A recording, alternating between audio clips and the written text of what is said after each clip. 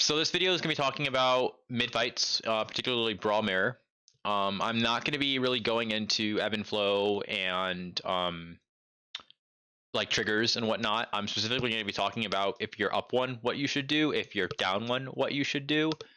Like I said, this is mainly focused on Brawl Mirror, but if you really understand, the attributes that the heroes have in your composition and what it means to be when you're down one, you can sort of understand how that would sort of, affect your composition or what to do if you were playing something else.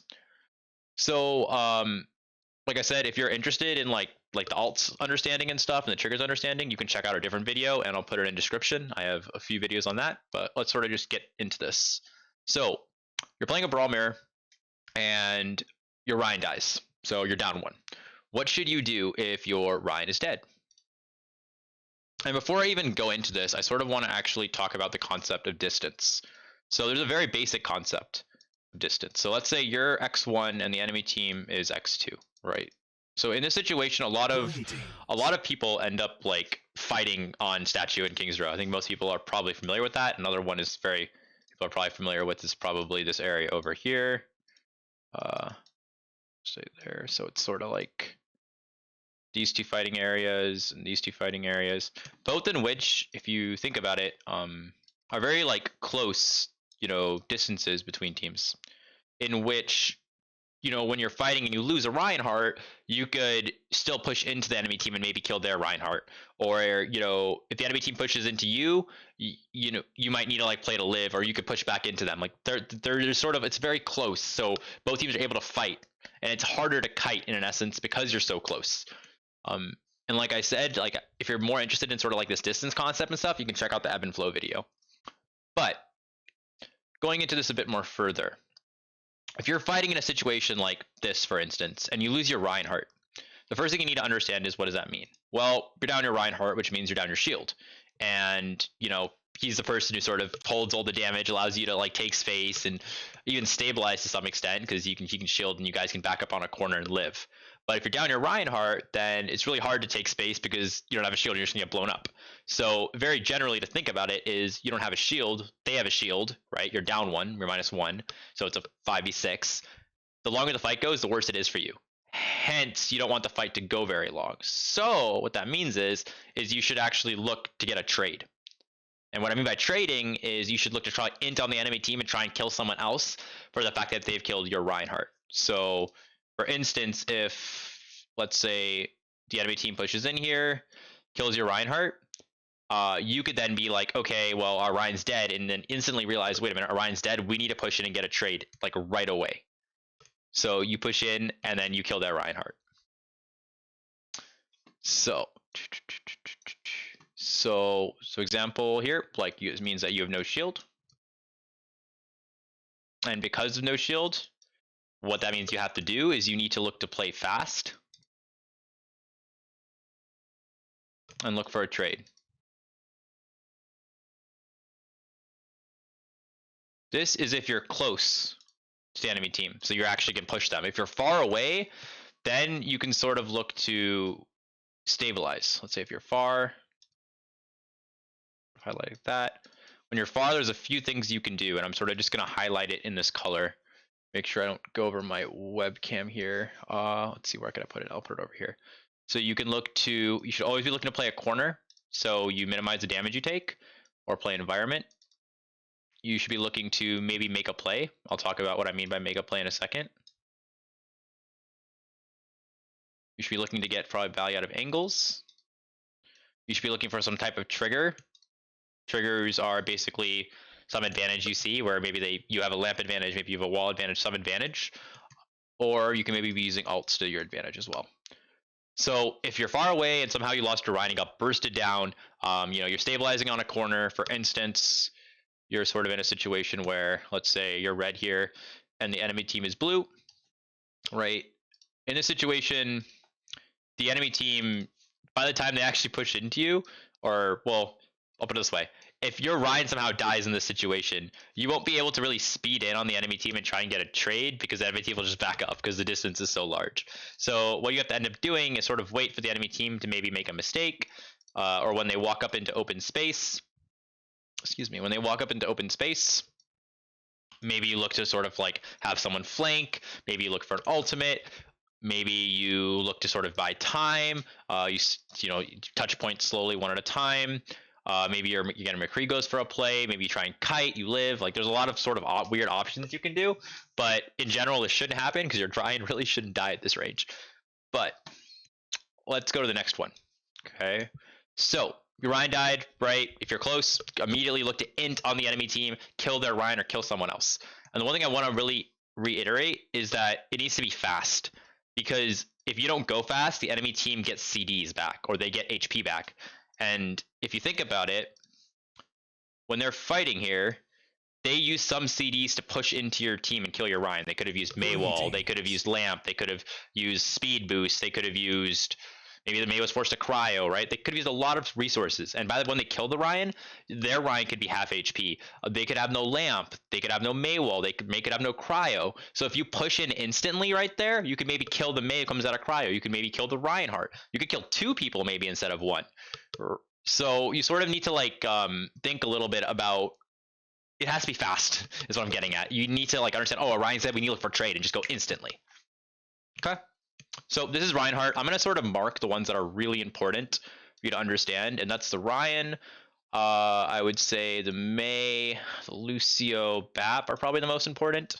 The ones that aren't that important, I'm not going to spend too much time on because I just really don't think it's really worth it. Okay. So Diva. If you lose your Diva, what does that mean? Well, you've got less frontal pressure, or not less more frontal pressure, less pressure from angles, but your Ryan is going to take more pressure because there's no DM for your Ryan. So like less angle pressure because your Diva normally off angles, and like your front line is going to like feel the damage. Front line becomes like weak. One thing I'll also mention is if you really think about Brawl, who normally dies first? The people who normally die first, I would probably say is Reinhardt, McCree if he got picked off, and then maybe BAP. So again, Diva really losing mech or whatnot at the start shouldn't really happen that much. I'd be questioning sort of what happened if your Diva, demech at the start of a fight. But in case it does, right, basically means, you're losing angle pressure, your front line's weaker. And normally what you want to do is you can still do the same thing where you could essentially play fast and look for a trade if you're close. Or if you're far, it's not that bad because you still have a shield, you still have like a heal, and you still have like your DPS. Like these are like the 3 important people. Your shield that allows you to hold space. Your McCree that sort of gives your damage, I'd say, or I wouldn't actually say McCree. Realistically, it's probably your May. And I sort of did this wrong. Yeah, but your McCree dies first, sorry. But yeah, realistically, like it'd probably be your Ryan, your May, and your BAP that are like the most important. But the people that die first normally is Ryan, McCree, BAP. And the reason why that is because McCree doesn't have any survival thing, like May has cryo. Ryan just gets bursted because he's in the front, and then BAP sometimes dies because just people shoot the BAP when BAP's in open space. I'm gonna remove all of this so it's not confusing. Okay. So yeah, so your Diva's dead, right? You lose mech. Essentially, if you're really close on them, you have to push and look for a trade. It's going to be really rough to kite. If not, you could just play far, chill, and try and have your Diva get mech again. Do the same thing that I mentioned over here. I'm just going to point an arrow to it. Play corners, environment, make a play angles, triggers, alts, play slow, try and play second. Now, if you're playing with Zarya, again, not saying most teams do this, but sometimes maybe you are, maybe you're not, so I thought I'd bring it up a little bit. What this means, if your Zarya dies first, it's sort of the same concept as your front line becomes weak, but you sort of lose like your mid-fight carry. And then on top of that, I'd also add that your front line becomes even more weak. I guess it's already mentioned there, but it's like I'd say even more. Because when you're playing Zarya, you're really playing to charge up your Zarya and push in and try and live at the start. But if your Zarya dies like at the start of the fight, your Ryan like your Zarya's investing a lot of resources into your like into bubbles and trying to like live. And if your Zarya somehow dies at the start, there's no DM, there's no nothing. Like your team's just gonna your Ryan's just gonna die. So the only hope you have is like a May peel wall.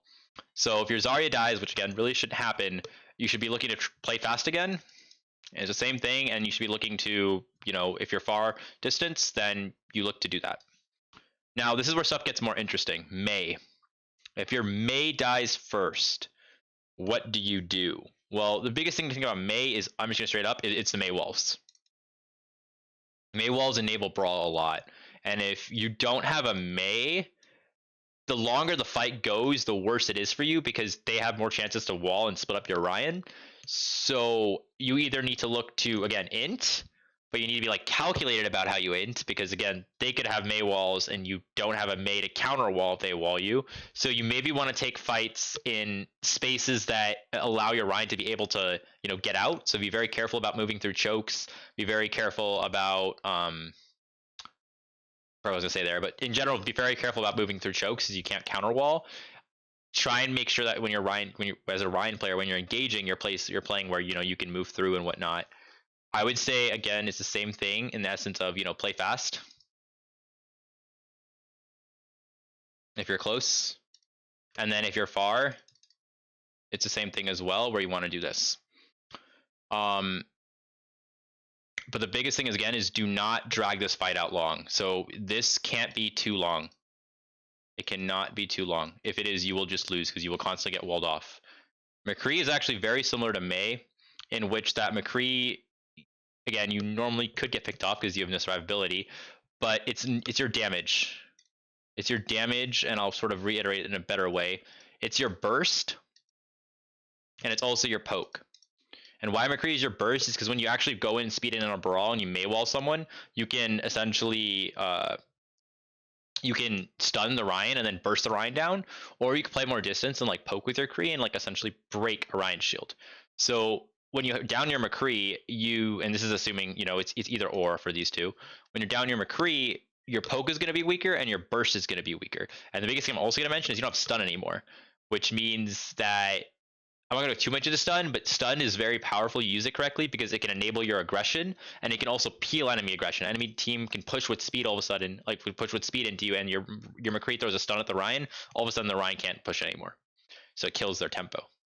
But if you do lose your McCree, the way I look at it is you don't necessarily need to play fast because normally how McCree dies is because he was an off angle. He just got poked. He took some poke damage, and the enemy team didn't.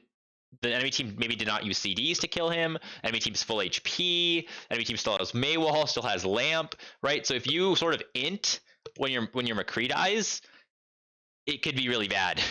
So the biggest thing I'll say to do when your McCree dies, it's normally because of some off angle or some fire strike or something like that. See if you can punish the off angle. Normally what happens is an enemy McCree will flank and like outflank your McCree and then like kill your McCree. See if your Diva can punish that McCree. If not, then you have to sort of play like the trigger game and like the alt game, and then see sort of if you can win off that. I'm just gonna leave it at there. I'm not gonna talk about close and far for this. If your Reaper dies and you're playing Reaper, again, it really shouldn't happen because your Reaper has Wraith. But if it does die, don't play the fight long. Reaper, if you're playing Reaper, you're playing incredibly fast already because you have a Reaper. You're playing faster than you would McCree. Your poke doesn't really exist, even though your Reaper's dead. But he's a majority damage dealer, and you're playing pretty aggressive when you're playing Reaper. You're probably not expecting the fight to go too long, so just commit. I'd say you probably commit, look for trades.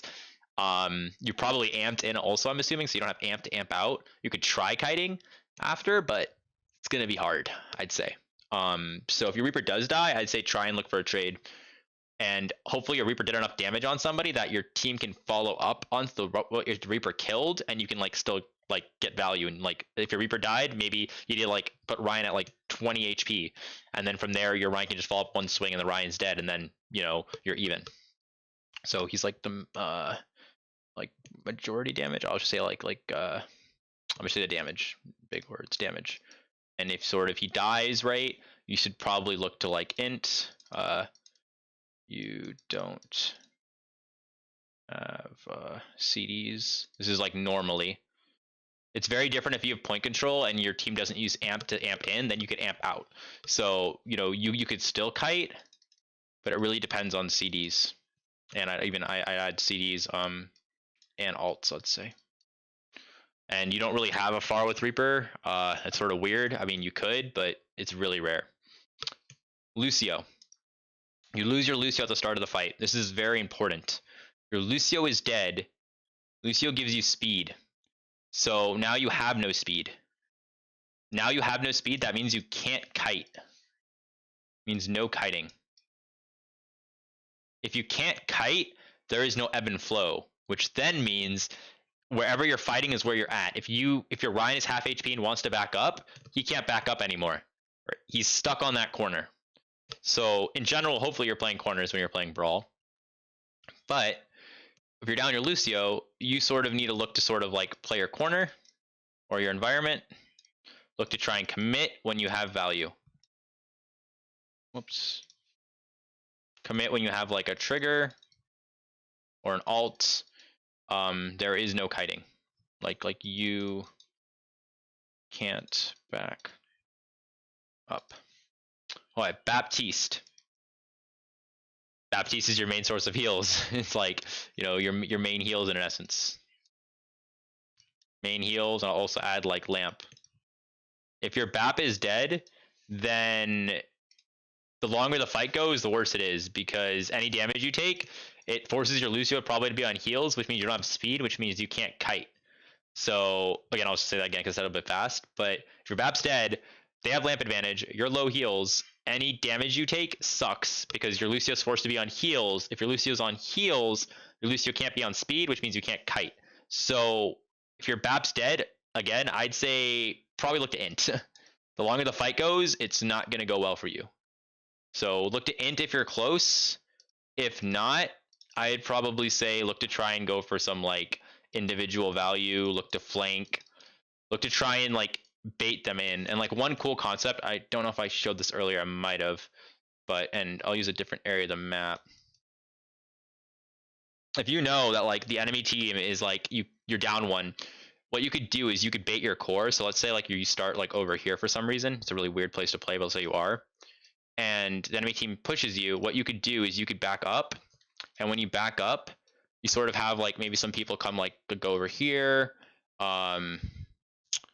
Sort of this is too long of a flank. We could set it up like yeah, we could have someone go over there. The Diva could maybe fly up here. So what you could do is you could send like your McCree over here. I don't know if you could wall up here. That'd be interesting. You might be able to wall up there. I have to test that. Your Diva could go here. Your Ryan and Mei could act as bait. And then what you do is you bait the enemy team into this open area, and then you sort of pinch them, or you sort of web them.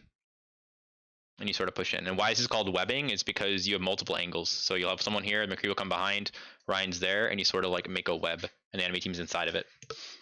And then hopefully, you know, when this happens, your McCree's able to come behind, stun, fan the hammer, kill somebody. Your Diva is able to help the McCree, so McCree doesn't die instantly, and you can get a kill, another kill maybe. So if your Bap's dead, just look to int if you're close. If you're far away, I'd say look for individual value. This is if you're far. Okay, so let's flip it now. Now let's say you're up one. And this is probably one of the most like biggest mistakes that almost every team makes. You kill their Reinhardt. What do you do? Almost everyone I'll probably talk to will say, oh, we killed the Reinhardt. Let's keep going. Let's keep going. Let's push, push, push, push, push. But if we just talked about earlier, right here, where if on my team, let's say I have a team, right, and my Reinhardt dies, I'm not gonna kite. Like I'm gonna trade. I'm gonna look to int on the enemy team and try and get a trade.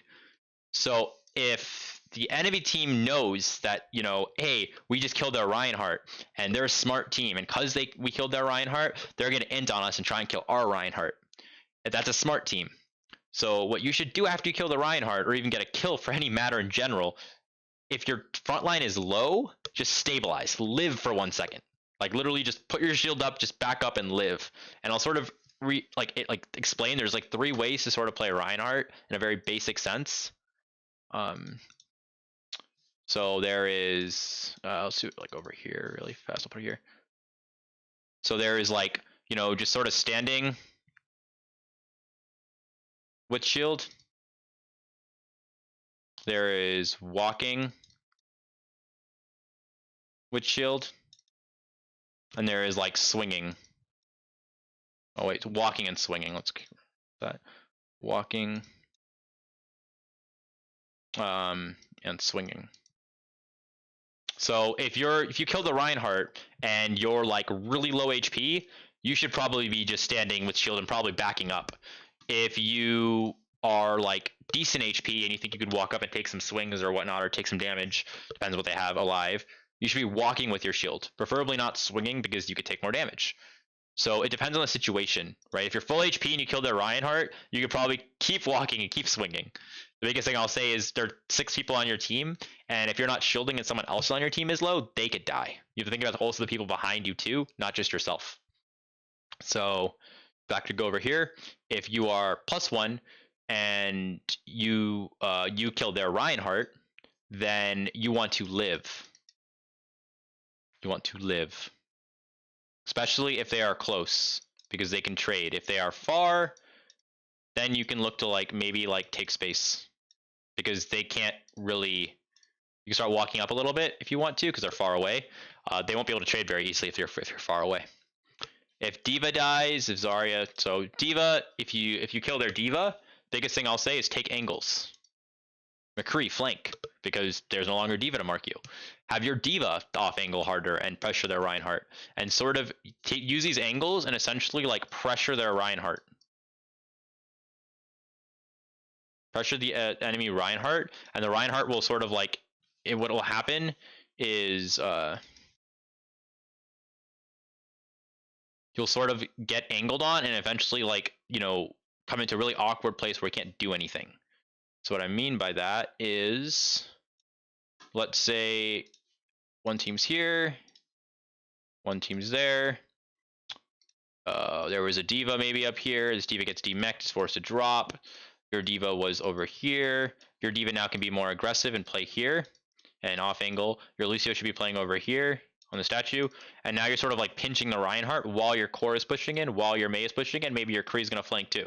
So now all of a sudden, like, the enemy team is getting fully surrounded, and they don't have, you know, a Diva to like deal with the, you know, the McCree. They don't have a Diva to deal with this Diva.